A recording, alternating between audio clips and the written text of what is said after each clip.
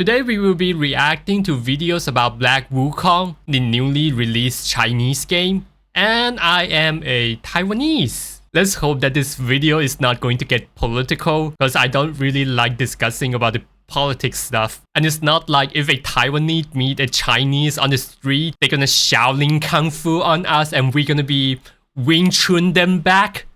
Anyway, I will be reacting to The Real Problem with Black Myth Wukong by the Ackman. Let's get into it. Warning, the previous version of this video was taken down because it contained misinformation. The following new version contains copious amounts of IGN articles. I really have a huge respect when the content creator actually put down the videos that is incorrect for any reason. A huge respect to the Ackman. I think the first time I know about the Ackman when he was unintentionally doxed someone for a split second in a 40-minute videos. But let's keep watching. Proceed with extreme caution. Viewer discretion is advised. What's up, everybody? This is the Act Man here, and today it's time to reject modernity and embrace monkey. Because one of the most anticipated games of 2020 embrace the monkey just released, Black Myth Wukong. And in just a few days, it already has overwhelmingly positive reviews on Steam and a peak player count of 2.4 million. 20,000 review. That's phenomenal. Black Myth Wukong has already taken the record for the second highest peak player count of any game in Steam's 20-year history. And the first one is PUBG. Folks, I think it's safe to say nice one on that. People are going bananas. I mean, bananas. This is some real monkey business. That has to be Literally, intentional. Monkey business. And monkey you know who's business. sweating right now? I actually don't know what monkey business mean. Reply it in the comment. and let me just say, the DK stocks are plummeting. Now, I've invited a special guest on today to give their input on this game. Everybody, please welcome Frieza. Frieza. How are you doing today? Nasty monkeys. The whole barrel of monkeys. Okay, yeah. You know, monkey see, monkey do. That's great. I don't really watch Dragon Balls, but I do know that Goku is the monkey. Yeah, by the way, the name Goku is actually the kanji form of Wukong. They wrote exactly the same way, but pronounced different way in Japanese. Did you want monkey? Round and round the monkey goes. You're nothing but an overgrown monkey. Cut his mic off. Oh, thank God. What I think Frieza wanted to say, and what I've heard many Chinese scholars point out, is that Black Myth Wukong is nothing but a cheap ripoff of Dragon Ball. Yeah, in fact, Dragon Ball is inspired by the Wukong, and it's so obvious to us Taiwanese and the Chinese. Let me check the original works of it. So the book is apparently written in 1592 as a Taiwanese, and probably for the people in China too. Journey to the West is something we grew up with when we was a kid. There were so many adaptation and drama that was being filmed based on this novel, and I would argue that it's probably more famous than the SpongeBob in the US, which is a phenomenal works. To be honest, when I see YouTubers from American referencing the SpongeBob, I have no idea what they're talking about. And I couldn't agree more. Think about it. Dragon Ball is a completely original story about a monkey boy named Goku who wields a magic staff and rides a magic cloud on his journey to the... By the way, Wukong is also wielding the magic staff. And according to the mythology, it's a massive staff that could hold part of the entire ocean. But it could also turn itself into the size of a Q-tip and put into his ear. West. And we're supposed to believe Black Myth Wukong just came up with all of that on their own? Right, and I'm sure they didn't plagiarize Donkey's favorite champion in League of Legends either. What a disgrace. But on the real, Black Myth Wukong is turning out to be a... Yeah, it's like when kids nowadays see a skin from Halo and John Wick, they just say that, oh, I saw that from Fortnite. Especially the Snoop Dogg skin and the Snoop Dogg dance. They thought it's something from the Fortnite. A massive W for China. And it's fitting that one of the most popular and important literary works in the world, and especially East Asia, is also translating to become one of the most popular games in the world. Whether they're being forced to play it or not, it seems China... Actually, I used to play another Wukong game about a decade ago, but it's really bad. I believe that it was made by Japanese company, I guess, on PS1 or PS2, I forgot. But this one looks like a masterpiece that people gonna chant about it 10 years after, like the Half-Life. China is really enjoying this game because when it's nighttime for them, player counts have dropped from 2.2 million to 247,000. So many supporters. Other instance on Steam charts, this would be a massive red flag. I don't think there's ever been like this radical of a disparity between the high and low of a Steam game, but it's not an indication that the game is dying, of course.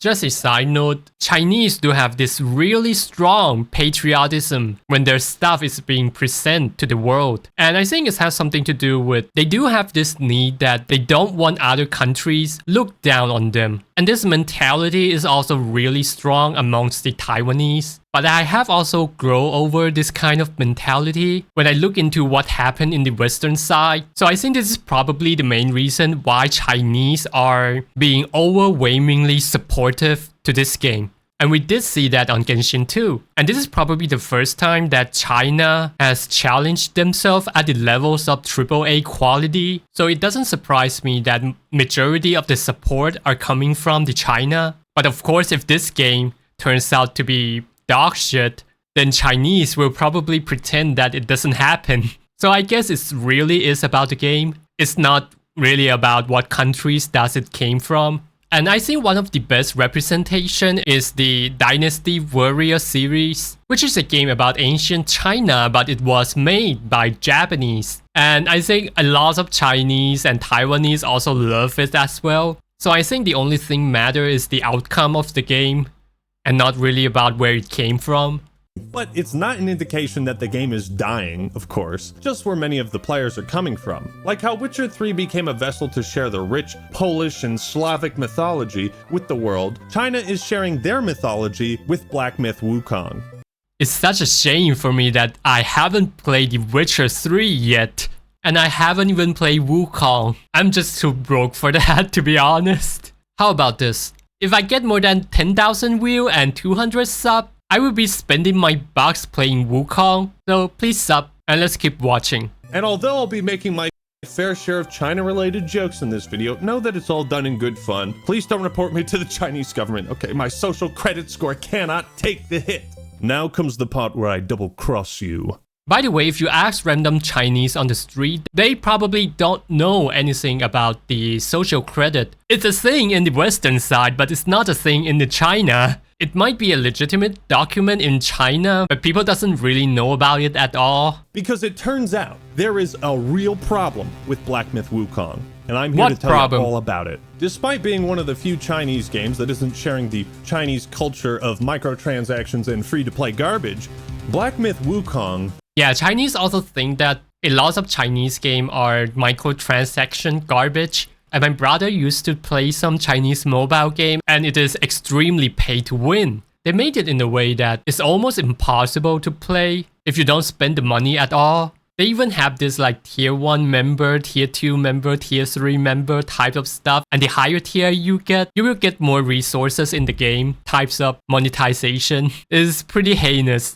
And that is the impression that even Chinese has with their mobile game. Isn't diverse enough. It lacks inclusivity. According to this Screen Rant review of the game. Wait a second. Hold it! Pro. Great diversity in items and mechanics. Con. Lacking in inclusivity and diversity. Come on, we know what kind of diversity they are talking about in the con. I like how he played dumb on this one just to pull the jokes out. Which one is it? You must choose! So these two could just cancel each other out and make this a 4 out of 5 review, right? No. Logic. You can't. It's my greatest weapon. I might fall into a trap for arguing about this, but I'm gonna say it anyway. One is talking about the game mechanics and items, and another one is talking about the diversity of the characters. Yeah, I hope he elaborate on that. A lot of people have really taken issue with this article to the point where Screen Rant actually had to remove the name of the writer because of targeted harassment. And I'm just as shocked as you. Really? Harassment in the gaming community? When has that ever happened? Now, if you're making fun of an article you disagree with, good for you. If you're going out of your way to harass the person who wrote it, You're fucking cringe. It's making me cringe. It is though. You're gonna take a lot of energy to actually harass somebody, and while you can just spend your time playing the game and do all other things, and you choose to harass other people. It is a pretty sad mentality, to be honest. By the way, yes, I'm going to criticize and make fun of this section of the article, and I also want to point out that the rest of it is clearly written from a The hypocrisy. perspective of an actual game critique. The entire article isn't just talking about women aren't in this monkey game, me mad, but it is worth pointing out. Nuance isn't a bad thing, people. Speaking of nuance, I think the reason people are reacting so negatively to this review in particular is because it seems to be part of a broader initiative from game journalists to paint this. I mean, these game journalists and this gaming media, they must have something to do with the gaming company, right? If I am a gaming studio that is huge, how could I just let these gaming media do whatever they want and not do something in my own favor? I would have tried everything with the capital I have with these game media, and they probably are. Of course, I'm speculating, and this is probably why gamers doesn't trust gaming media at all, because they can came out with a game that is totally dog shit, and the media will still came out with something good to glaze at them, like what we see in the Dust Brown and the Concord, and recently the Assassin's Creed. The message that they were putting out is just simply too one-sided and too favored to the game that they were trying to push. And not only that, there were also too many agenda that they were trying to push. Most of the time, they don't even understand the game. Like the Cuphead tutorial incident, where gaming journalists spend so much time just to pass the tutorial. And I think over time, gaming community just kind of figure out that they don't understand the game as much as we do. Sometimes they don't even play the game, maybe spend like 20 minutes into it. I can understand it from a journalist perspective, because you want to go home quick, and playing the game is probably part of your job, not your hobby. So you decide to turn it off when the office hour is finished. Game journalists to paint this foreign group of developers as sexist misogynists. So the writer is certainly doing themselves no favors by running along and parroting unproven narratives. But we're gonna read the spicy part. While my analysis and review of Black Myth Wukong remain focused on gameplay, it's important to mention the controversies surrounding the game's studio and the reports of misogyny and sexism from developers. It is important to point these things out because if they're yeah, it's almost hilarious. It talks about the diversity instead of the game itself. Yeah, classic gaming journalism. Ignored for too long, well, eventually we end up with a picture like this. For those uninitiated, this is the Cosby Suite at Blizzard. And if you don't know exactly... Is this real? Holy crap. I'm not American, but I know what he did from the memes. What it is, well, you can probably figure it out. However, as a media I figured that out. Received an early copy of a highly anticipated $60 video game, your job with your review is to help consumers make informed decisions on what games they should purchase. The company's internal misogyny and sexism, I think these so-called game journalism, they don't even finish the game, but a random YouTuber will. And they will probably give a pretty good opinion on the game, like, and actually Moist Critical just posted a video about it, about his impression on the first day, and it's pretty good. You can mention that if it exists, and you can ask questions about whether you think it's ethical or not to support this company and purchase the game. What you can't do is come up with some flimsy reasoning connecting a non-existent lack of diversity to the words and actions of the employees in order to label the game itself as sexist and misogynistic. It's mind-boggling for how they connected from that dot that has nothing about the game, connect with another dot with sexism. It's almost like the thought process is working like a wormhole, where you just came out with a conclusion that is totally irrelevant to the context. Chapters 1 and 2, sexist and misogynistic. The article continues, as far as chapters 1 and 2. Misogynistic. Do you guys know how hard it is to learn English nowadays? I mean, you guys came out with the new word every week. I have never heard the word misogynist in my school. Apparently, I know what it means now. 2. While characters are clearly fictitious and fantastical creatures, there were no female or feminine NPCs, enemies, or bosses present. That's right, fellas. Can you believe this giant blue homunculus doesn't have a vagina? Say it ain't so. Wait a minute. I don't get that as joke. The first 2 chapters, you know what? Maybe I was wrong giving this article the benefit of the doubt, because what the fuck is that nonsense? So you're taking points off of this review because of a lack of diversity and inclusivity only in the first 2 chapters. Whoa, judging the books by its cover. But it's a long game, to be fair. I'm retarded? Believe it or not, there are female characters in Black Myth Wukong. They're just not in the first 2 chapters. 7 out of 10, too many monkeys. Do you need a constant barrage of female and token characters to classify And they are actually beautiful, modeling from the real person. game as diverse? And if it doesn't, then you dock points for that? Would it soothe your angered spirits if the frog boss had huge riveting boobies? And you know what? They don't make them ugly. They just make them the way they are. And it's beautiful. You see, one of the real problems with Black For the longest time, we thought the characters in the Western side are so ugly, especially the female one, because we have the differences on the aesthetics. But apparently it's the work of DEI, because the female characters in Wukong is also well received by the Western audience. Black Myth Wukong is something that's become more prevalent in the last few years. And the other one is BTS getting in popularity in the US. The aesthetic is more universal than we thought. The rampant spread of misinformation across social media, and game journalists who refuse to review games on their own merits and instead insert their own arbitrary merits to then judge it based on that. The article goes on. The lack of diversity and inclusivity resonates with the misogynistic comments reported to have been made by developers, which express disdain for women playing their games. Although Black Myth Wukong does have truly enjoyable moments, Yeah, I know about that. The feeling that women aren't welcome in this world felt present throughout my gameplay experience. And see, that is where you lost people, because there's no real argument to make, as far as I've played, that Black Myth Wukong lacks diversity and inclusivity and isn't a game that women... Look, they even get a frog. I mean, what is more diversified than having a giant with really big head in the blue skin, a frog, a tiger blacksmith, and a monkey as a protagonist? Can enjoy or play. The product itself does not reflect that reality. You know, at a certain point, you have to stop letting the outside world change or affect your review score. We saw this with Hogwarts Legacy, remember? People were not playing or reviewing the game based on its own merits, but based on what J.K. Rowling had said that they disagreed with. And to be quite honest, I don't understand that I'm reference. still disappointed that Hogwarts Legacy wasn't about keeping those uppity Jews in their place. I don't get that at all.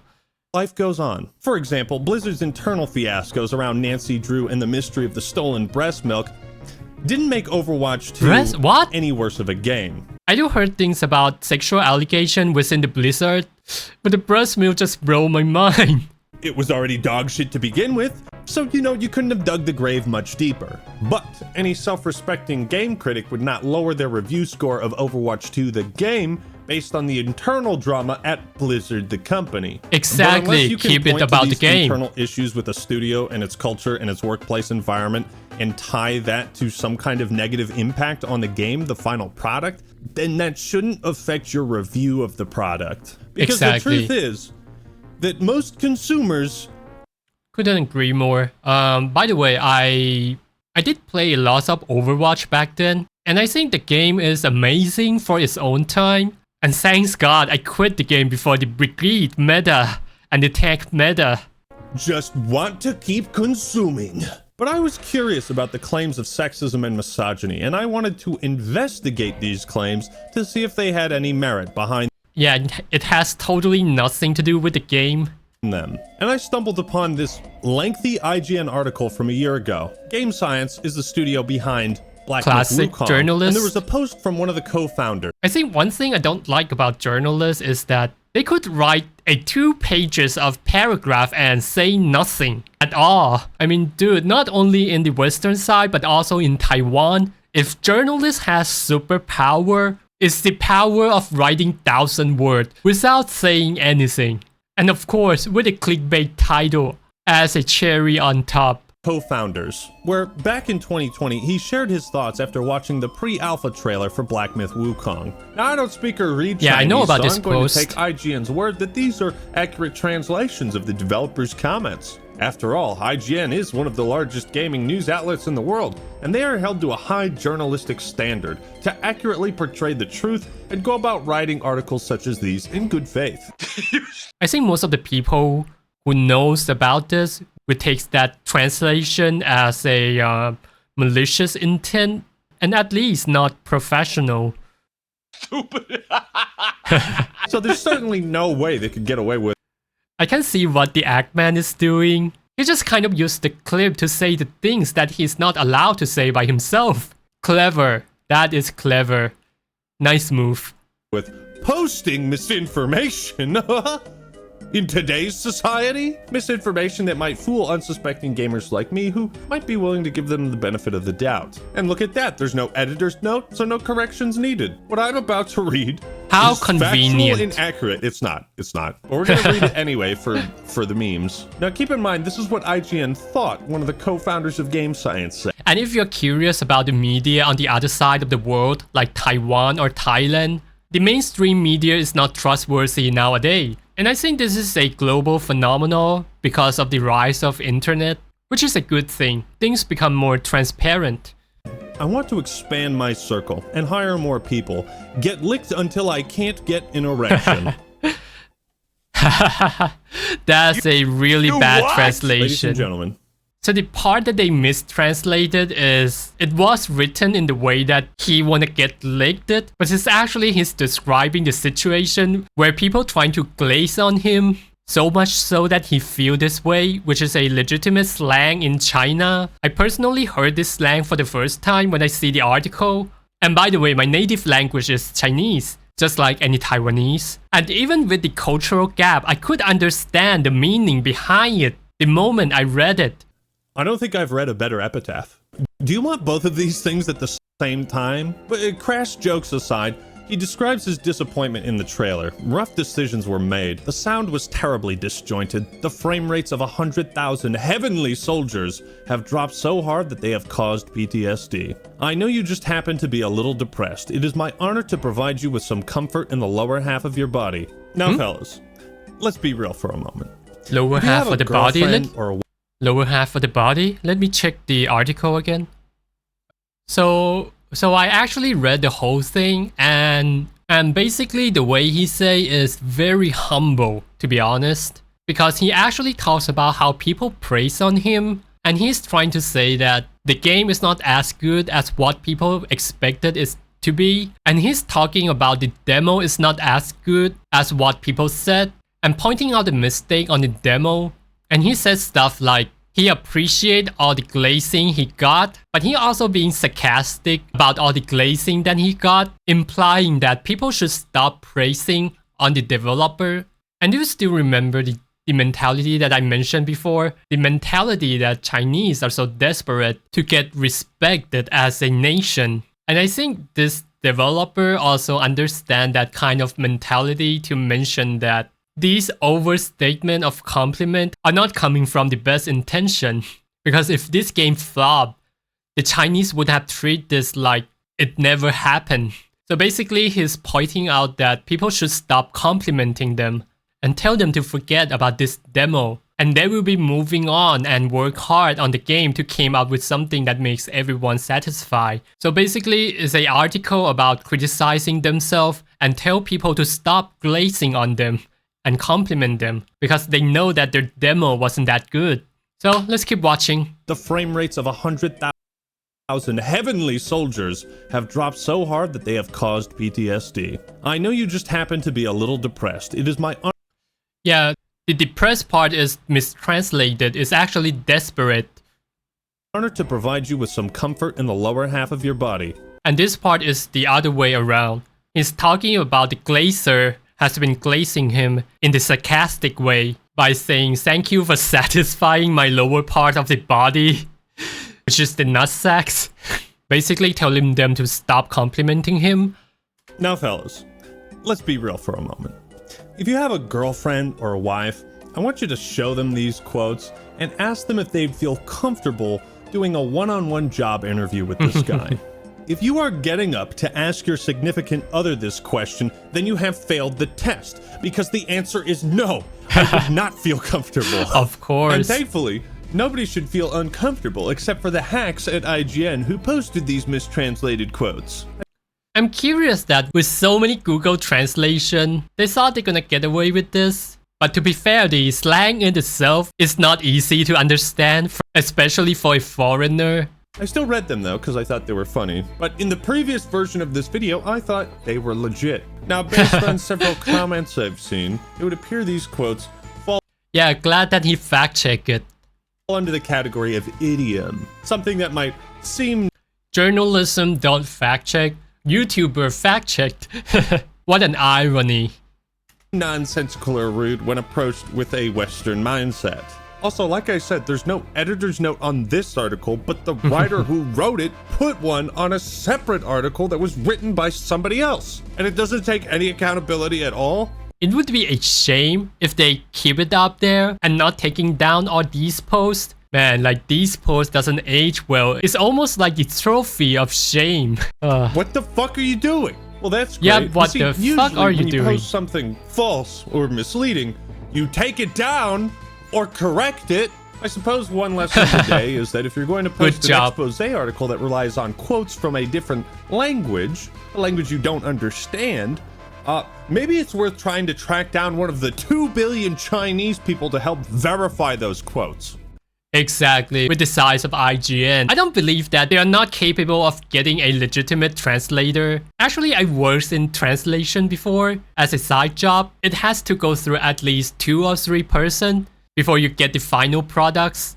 But we're not out of the woods yet, because there was one other controversy, one huge, massive problem surrounding Black Myth Wukong. You see, a document of guidelines was sent out to content creators who were given early access to the game. I was not one of them, but it contained a list of do's and don'ts when it comes to streaming or making early access content about the game. Do and don't. And I'm just as shocked as you are. You're telling me China is trying to control what people say? Or don't say? I don't believe it! Oh wait, my mistake. It's actually the do's and the don'ts. Sorry, they put an apostrophe there. Given how we just learned about IGN's fuck-ups and mistranslations, it's entirely possible these guidelines are poorly translated too. And since the developers have been targeted by disingenuous claims from IGN, I can understand why some of these don'ts were included, since they want to promote the game instead of the manufactured outrage surrounding it. We're still... Yeah, I don't like the part when they actually put out this restriction. Still going to read them and make fun of them though. But these are as follows. Do's. Enjoy the game. Well, now I can't, because do's is clearly pluralized and there's only one do.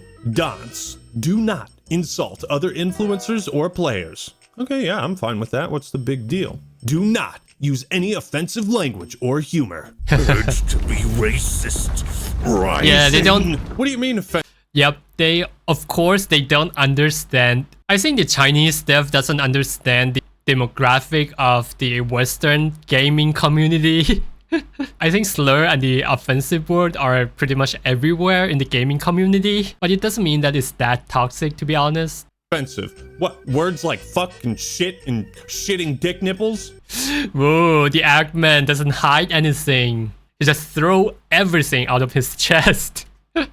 Sir or madam who typed this up and sent it out to content creators, I hate to be the bearer of bad news, but I live in America, therefore your censorship is invalid. Cope and seethe. Can I get a God bless America in the chat? Yeah, I think this problem is on the China's dev, where they don't understand the demography of the Western side of gaming community. Thank you. Do not include politics, fair. Violence, nudity, feminist propaganda, fetishization, and other content that instigates negative discourse. Well, I don't know about you. I think the real reason of the censorship behind it is that they could probably get into a huge trouble. Fetishization and other content that instigates negative discourse.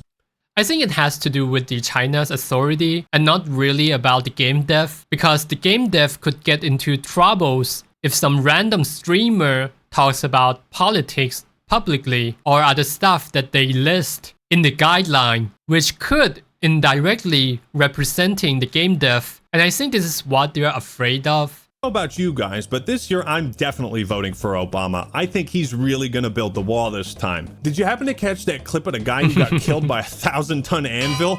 It just splattered him all over the pavement. It was crazy. I never watched that. Do you guys know of any porn websites that are like more pro-feminist or take a more pro-feminist approach? I've really tried taking it upon myself to stop manspreading and, you know, be an ally. But then again, I could just Rule 34 my favorite character I like to jork it to, the covetous demon. And with that all said, ladies and gentlemen, I gotta be honest, I really don't like Black Myth Wukong. I'm proud of myself for hitting all of those.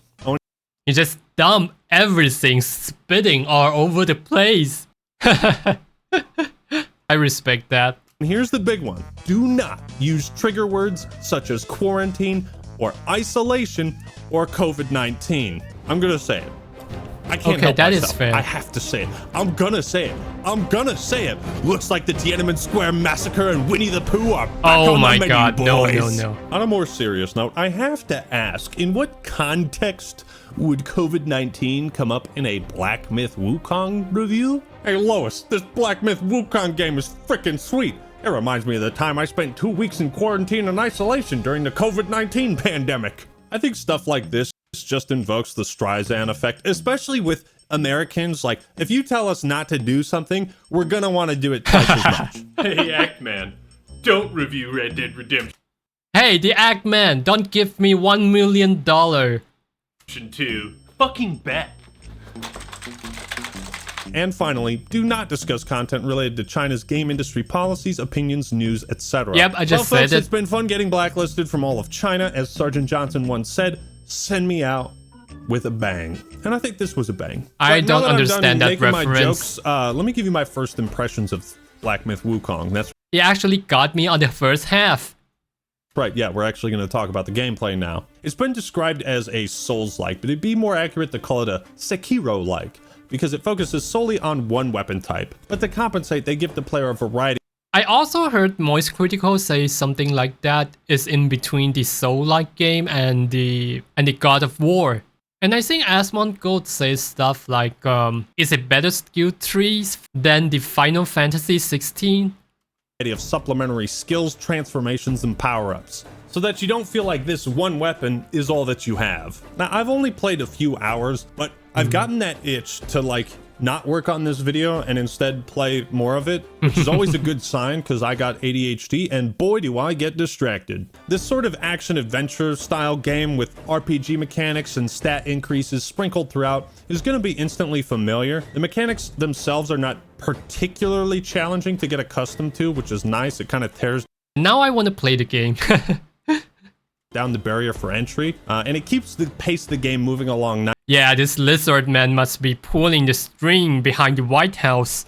nicely. Then the first 2 hours, I think I fought like 5 or 6 bosses, and they've all been fun, decently challenging, and not like a That's I wanna a really throw my cool controller boss. and break my arm again kind of frustrating. Yeah, the I bosses thought- I've seen Yeah, I was expecting that karate guy's gonna broke his arm. so far are very creative. There's a giant wolf and it jumps around on the rooftops and buildings, and I always think it's cool when the environment becomes part of the fight, where it doesn't feel like you're just static in a flat environment and nothing Yeah, that's a good point. Games like Genshin and Zenless Zone Zero, you always fight in the flat environment. changes. As far as I've played, there's been a pretty substantial amount of variety with the bosses and enemies, and it keeps the game refreshing. But my favorite thing about Black Myth Wukong, it's a martial artist kind of thing. We now have 2 incredible staff wielders in video games. Keelik has been carrying the torch for far too long. Seriously though, the staff, as basic of a weapon as it might appear, is actually one of the weapons that has endless possibilities in terms of creative movesets. And that is Exactly. 100% here in Black Myth Wukong, which I bet that most of the moves are coming from the Shaolin directly. as a martial artist who's trained with this weapon, I can deeply appreciate that. You know, Oh, he actually trained martial art? I actually play around with the martial art too, but I wouldn't call myself a martial artist, even though I know how to play nunchucks, and I do practice a little bit of kendo back then. Now with Sekiro we had the katana, and now we have the staff. And I think both of these games prove that the Souls-like genre can be focused on one singular weapon and just adding a bunch of different moves and upgrades and different skills to it. Not only are a lot of the moves authentic, I think this is a great decision from the dev part, where you don't lose the iconic part of the characters, which is the staff for Wukong, but also maintain the variety of the gameplay. It's a fantastic decision. As in, like, this is stuff you would actually do if you were fighting someone with a staff. But the moveset is enhanced with the more fantastical elements of the setting, which, by the way, is absolutely gorgeous. I haven't seen graphics this good since I played Donkey Kong Country at Mel Gibson's house. For all the jokes and shitposting I've been doing, I really think this is an environment, a setting, and a type of culture a lot of American and Western audiences haven't really been immersed in before. And let me just tell you, Game Science, they make a fucking statement. By the way, another point that I want to point out is that everything in the Wukong, the game environment almost feels like home. The characters feel like home. It's like bringing us back to the childhood, but in 4K. I think as much as we rejoice about the game, this incredible mythology is also present to the Westerner, and we are also eager to see their reaction about this mythology that we are extremely familiar with. In combat, you can swap between different stances to do things like power pull extend, which lets you hop on the pole, avoid ground attacks before countering with your own.